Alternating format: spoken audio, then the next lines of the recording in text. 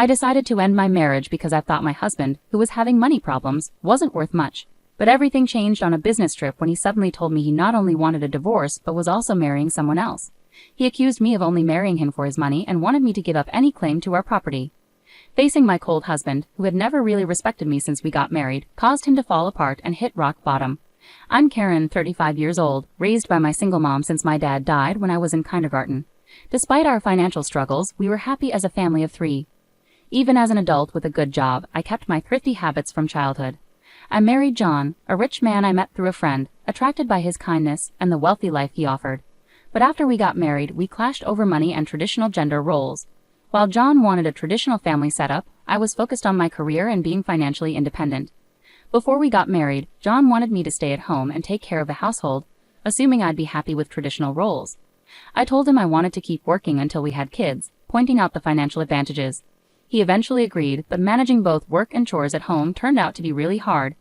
Even though I worked full-time, most of my day was spent on household duties, leaving little time for us as a couple. Meanwhile, John took on the traditional husband role but didn't help out with any household tasks. While he saw how busy I was, he mostly just relaxed after work and enjoyed dinner. As time went on, juggling work and home life started to strain our relationship, making me wonder if this was what marriage was really supposed to be like. Despite all my efforts, I was afraid to speak up about my unhappiness because I worried John might insist I quit my job. Even though he didn't help with household chores, I hoped that having children would improve our relationship. Sadly, we had grown distant, and I started to doubt if we could even have a family together. Feeling anxious about this, I finally brought it up with John. "Hey, don't you think we should start thinking about having kids?" I asked. "Kids, you seem pretty energetic for someone who's exhausted from work and chores," he replied. "It's not about that. I really want to have children. We haven't been married that long, but I'm already over 30. Women have a limited time to have kids, and it's getting harder for me to get pregnant as I get older. It's almost too late. But we don't really need kids. If we have one, you'll expect me to help out, right? I'm busy with work, and I won't be able to help with raising a child." It's odd to say you won't help with raising our child even before they're born, don't you think? I'm prepared to raise them on my own, but shouldn't you at least want to help? It's your child too. Raising kids is your responsibility. I work to support the family, so I won't be involved in raising them. You'll just complain that I don't help and make me out to be the bad guy. Maybe you've grown up thinking you have to have lots of kids because of being poor, but we're not poor. We don't need kids. End of discussion. With that, John abruptly ended the conversation and went to his room alone. In the living room, tears streamed down my face. Not only was my wish for children rejected, but my upbringing was also ridiculed. After that incident, our relationship quickly deteriorated. We hardly communicated, and the idea of having children seemed even further away as I continued to handle big projects at work while managing everything at home. I found myself growing more distant from John. One day, when I told him about an upcoming business trip, he surprisingly wished me well and hinted at a big surprise when I returned. Despite my feelings of giving up on him, his kindness and smile made me waver. But when I got home, my faint hope was shattered. The front door wouldn't open. John revealed the first surprise. He had changed the locks. The second surprise was even more shocking. He told me he had filed for divorce, claiming he had forged my signature with a friend as a witness. He handed me a document to sign, giving up my rights to our property. I protested his false accusations and insisted we both renounce our property rights publicly. John stubbornly refused and redrafted the document on his computer, sparking a tense argument. As I left the house, he insulted me for being poor and threatened to throw away my things. A few days later, John panicked and called me. "Why are you saying I didn't do anything? What's going on?" I asked. "I've been told to leave the apartment," he said. "You were still living there. That's not allowed. It's a new month. You're trespassing." "Trespassing? But it's my house." "Are you okay? Did you forget it was a company apartment I rented? I was the leaseholder, so naturally, you can't live there anymore." "That's ridiculous. How could you do this? I can't believe you didn't know." "I'm not the one who should be accused of acting alone here. Didn't I tell you that you can't just change the locks on a rented apartment? It's my house. I can change the locks if I want." "Didn't you hear me? It was my lease, not yours. Even if you were the leaseholder, the apartment manager is the owner. You can't change the locks without informing them." "Is that so? Also, I ended the lease while you were changing the locks. I was allowed to stay there until this month. I was planning to come back, but now you've unlawfully altered someone else's property, which could be considered criminal damage." "Wait, why did you end it so early? Criminal damage? Is that why the police are at the front door now?" "I'm too scared to open it," he confessed. "Don't worry, it's probably not about trespassing or criminal damage. It's best to talk to them and find out." Why would the police be here? Because I reported you for filing the divorce papers yourself. It seems you've committed crimes like forgery and using a private document fraudulently. Divorce papers can be filed by one person, but only if both parties agree and personally sign them. Since John forged my signature and the witness, it's clearly a crime. He seemed unaware of the severity of his actions, so I pressed on. So the divorce papers you submitted are invalid, and your marriage to Susan can't happen either. How do you know about Susan? Did you think I wouldn't find out? I hired a private detective agency to thoroughly investigate your affair with Susan. It was challenging to manage during a busy time at work. You even had a lavish wedding ceremony while I was supposedly on a business trip. Wait, your business trip was a lie? Yes, I took time off work, despite being busy, to gather evidence and prepare documents. I knew about you bringing Susan home. It would have been impossible to do all this while working. After I revealed everything, John was speechless and sounded upset, even over the phone. Then he pleaded with me, "Please don't tell Susan." I'm divorced? Why would I? There's no truth to that. Really? Thank you. Are you misunderstanding something? When did you think we got divorced? That fake divorce paper is invalid. Legally, you're still my husband, not divorced. What? So, because you committed adultery, legally Susan owes compensation as my husband. I sent the demand for repayment to her house yesterday by express delivery. She didn't know you were married, right? I can't withdraw the claim now. I know Susan believed you were single, but I still sent the demand deliberately. Susan hasn't contacted me yet, so maybe she hasn't received the letter. It should arrive soon. Should you be on the phone with me when you also have to deal with the police? You're busy. I'll ignore the police. I won't be arrested. I'm going to Susan's house now to get the letter back before she or her family can accept it. Then he hung up. He probably went straight to Susan's house to wait for the postman at the front door. I knew it would be pointless because the letter was sent as registered mail to Susan only. Even if he waited for the postman, he wouldn't be able to receive it. A few hours later, John called me, sounding dejected. He recounted an incident with the postman. "I'm here to pick up that envelope." "Who are you? You don't live here, do you?" "I practically live here since I'm married. I have the right to get the mail." "I understand, but I can't give you this envelope. It's registered mail meant only for Susan." "What?" "Just give it to me." "No, I can't do that. If you really want it, you should ask Susan for permission." "What's happening here?"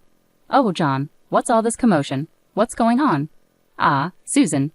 This is registered mail for you. This man insisted on taking it. Sorry for the disturbance. I'll be on my way now." "What's this? A demand for compensation?"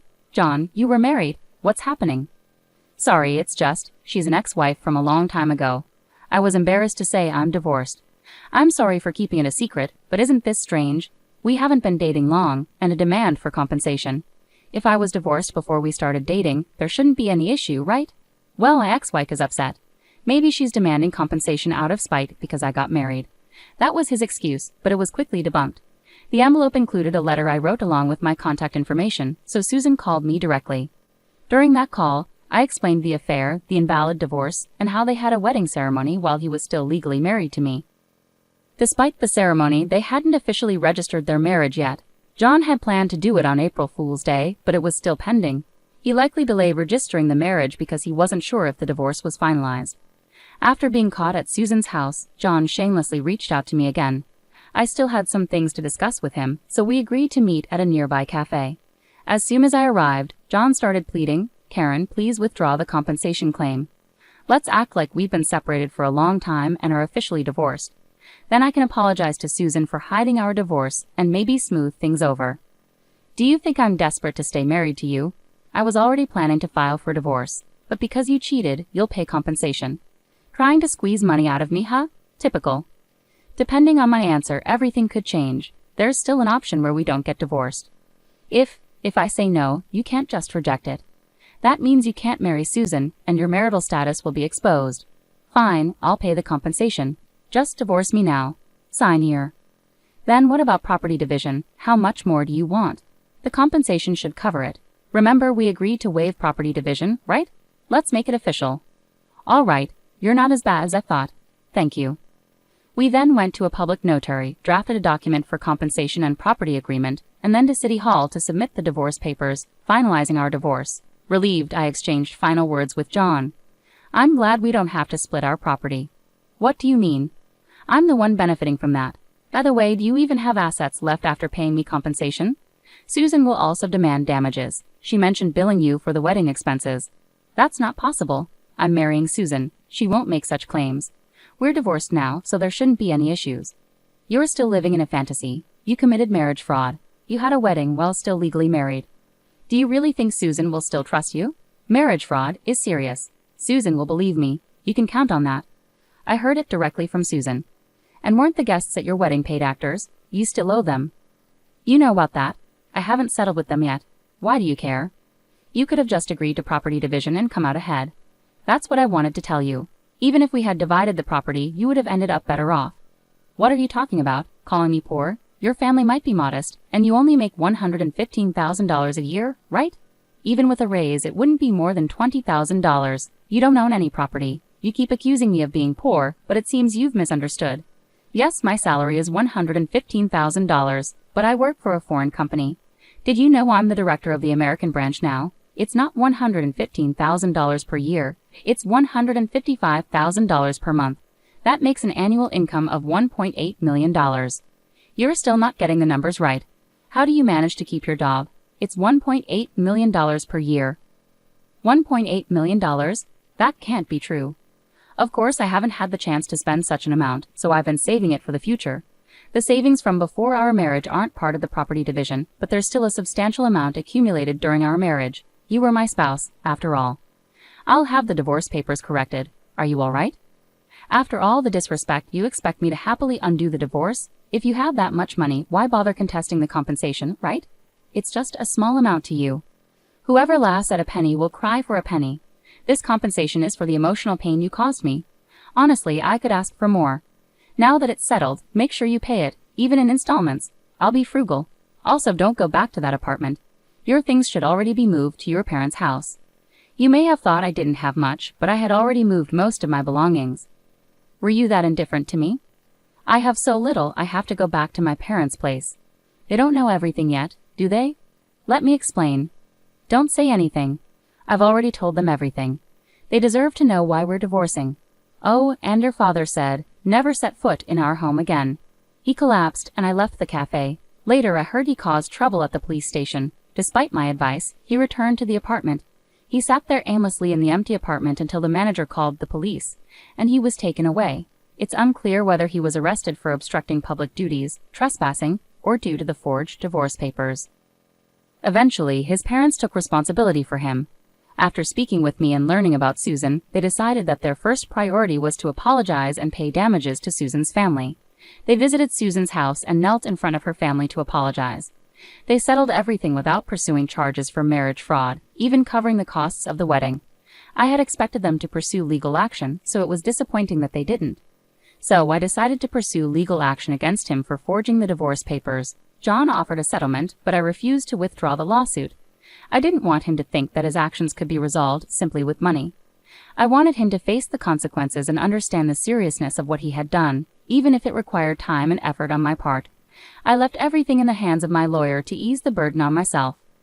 Although it took time, John was exposed for his actions and the marriage fraud.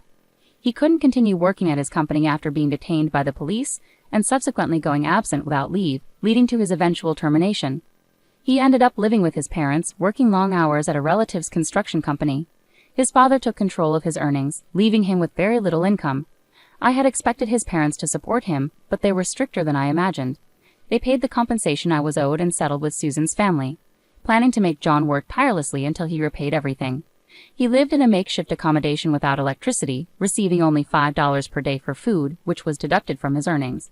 Their intention was to pressure him until he paid off his debts, and then they planned to push him out, a harsh consequence after years of relative comfort. After the divorce was finalized, I was offered a position at our head office abroad, so I moved overseas. I had concerns that John might try to reach out for help or harbor resentment, but moving abroad eased those worries. Initially, I thought work would be my focus for a while, but soon I found a new relationship. I'm now dating a foreign executive from our head office, and I'm pregnant with plans to marry soon.